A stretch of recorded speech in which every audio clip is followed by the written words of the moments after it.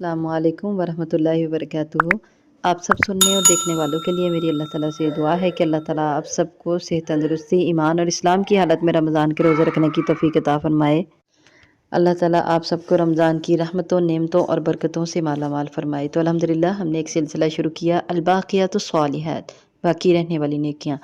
उसमें आज इंशाअल्लाह अज़ीज़ एक ऐसी छोटी सी नेकी के बारे में बात करेंगे जिसको बहुत से लोग जो हैं उनको ये शऊर ही नहीं है कि ये भी नेकी है और इसमें हमारा किस कदर फ़ायदा है, कितना सवाब है और किस कदर नफ़ा है। नफ़ा इसका बहुत ज़्यादा है। उस नेकी में जितना नफ़ा हम दूसरे को देंगे उससे ज़्यादा नफ़ा तो हम खुद पा रहे हैं। तो ये छोटी सी नेकी है, वो क्या है? दुआया कलिमात इस्तेमाल करना दूसरों के लिए, दुआया कलिमात बोलना।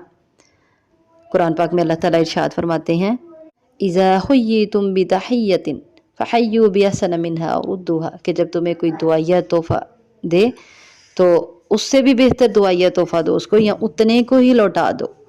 तो एक तो हमने दुआया तोहफ़ा उसको देना है, दुआया कलिमात उसके लिए इस्तेमाल करने हैं जिसने हमें दुआया तोहफ़ा दिया। उसने कहा हमारे लिए कोई भी दुआ की तो हमने आगे से उसको दुआ दी।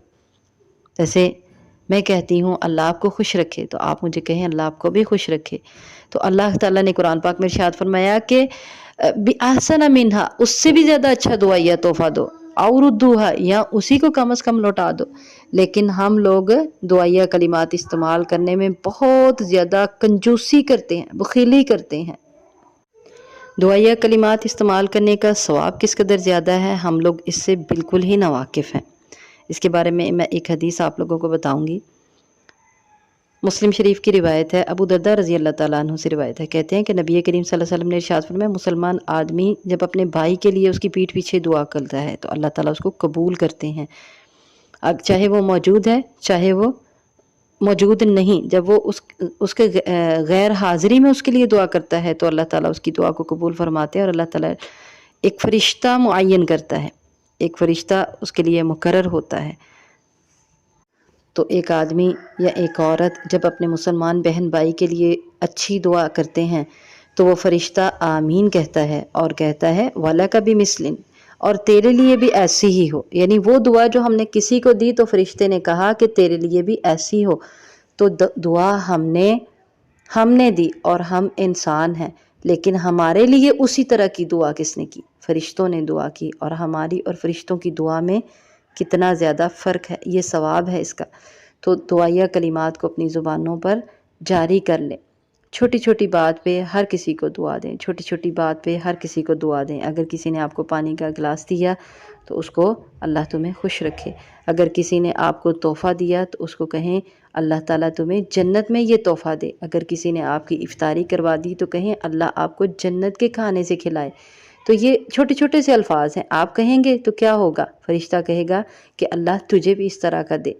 तो हमने अपनी ज़ुबान से अदा किया और हम गुनाहगार हैं, लेकिन फ़रिश्ते अल्लाह ताला की नौरानी मखलूक वो हमारे लिए दुआ करेंगे तो इसका सवाब किस कदर ज़्यादा है कि वो अल्लाह ताला अपने फ़रिश्तों की ज़ुबान मुबारक से निकली हुई बात जो है उसको हमारे दुआ को हमारे हक़ में ज़रूर कबूल फ़रमाएगा इंशाअल्लाह।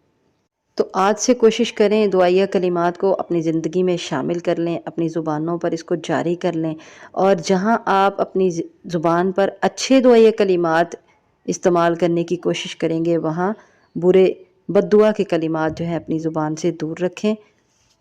क्योंकि नबी करीम सल्लल्लाहु अलैहि वसल्लम ने इरशाद फरमाया कि अपनी जानों, अपनी औलाद और अपने मालों पर बद्दुआ ना करो, शायद कि अल्लाह की तरफ से वो घड़ी मुवाफ़िक आ जाए और तुम्हारी बद्दुआ कबूल हो जाए। तो जब हम किसी के लिए बद्दुआ करेंगे वो भी असल में हम अपने लिए ही करते हैं, क्योंकि मुसलमान एक जिस्म और एक दीवार की मानिद हैं।